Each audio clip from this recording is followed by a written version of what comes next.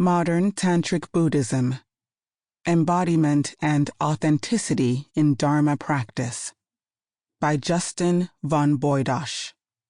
Narrated by Emokpae. Published by North Atlantic Books. The photographs can be found in the PDF that comes with this audiobook. Dedicated to Sunma Dechen Zangmo, Vajravarahi, and Palden Lamo Dusolma. May your blessings destroy the limits of broken ego clinging, leaving a trail of ordinary, authentic liberation everywhere. Acknowledgements. Modern Tantric Buddhism could never have been written without the kindness of others. In this regard, I feel blessed. Most directly, I am indebted to my wife, Cheryl, and to my 3 wonderful sons, Pico, Winston, and Marcus, all of whom continue to grace me with their patience, grounding, love, and joy. I am similarly indebted to my parents, Martha and Nicholas, for holding space for me to become who I have become, and for rolling with the endless change and my years of travel in Asia. Thank you for helping me find the time and space to nurture the seeds that have grown into this book.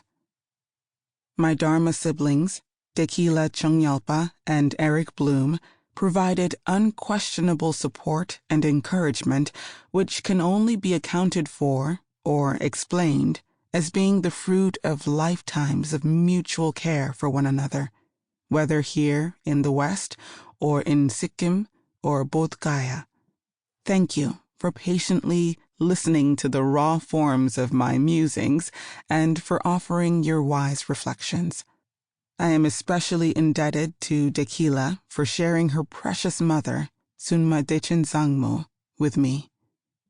Fellow travelers on the path, Weston Harris, Reverend Francis Tiso, Ph.D., and Lama Charlene Edwards have made meaningful contributions during the composition of this book. In the case of Weston Harris and Reverend Francis Tiso, this has taken the form of graciously permitting me to build upon their existing translations of the works of Padampa Sangye and Milarepa, respectively.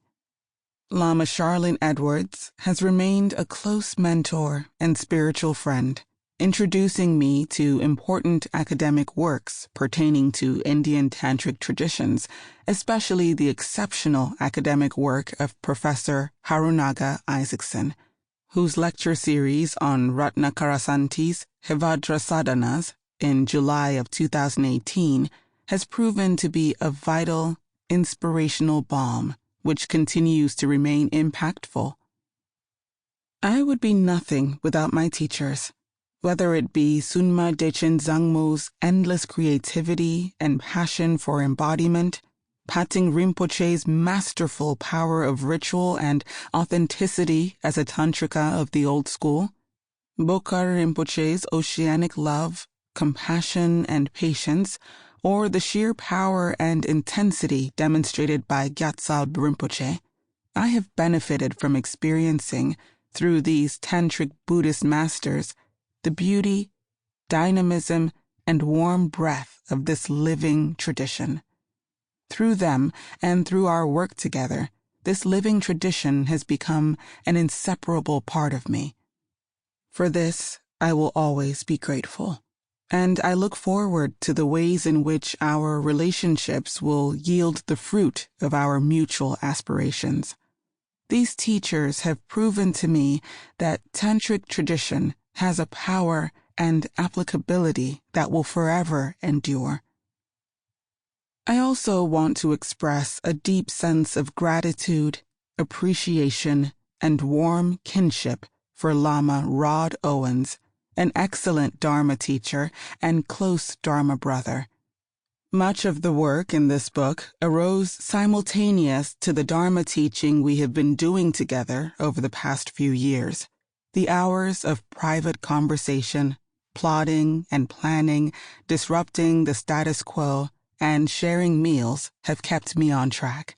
Our work together has inspired me to cut deeper, speak more honestly, and joyfully own the work of taking risks, no matter the costs.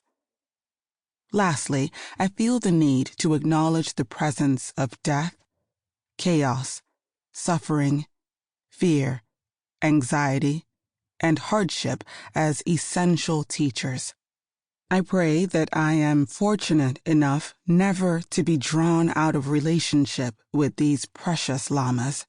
In fact, I pray that I remain their close heart son. Nothing I do would have meaning without their constant presence.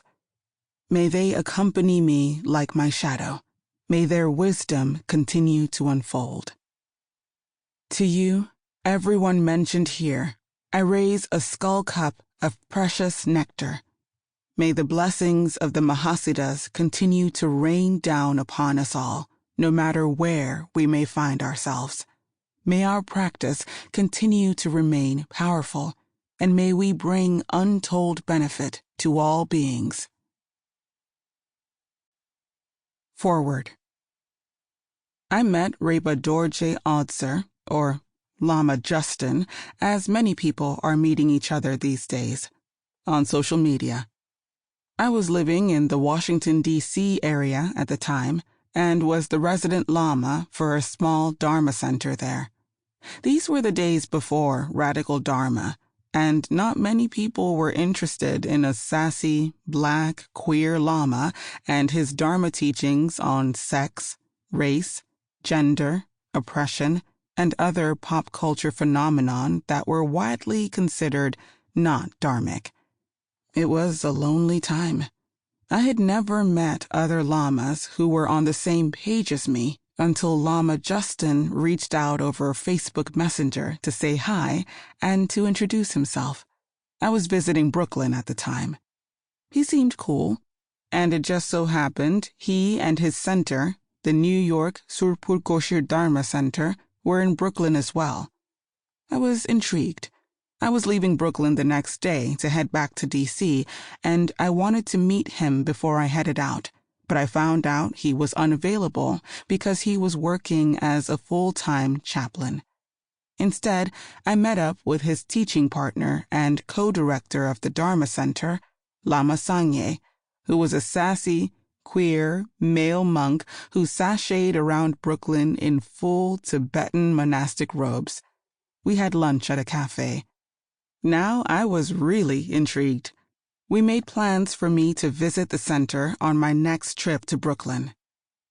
The following month, I was back in Brooklyn to have lunch at the center in Park Slope.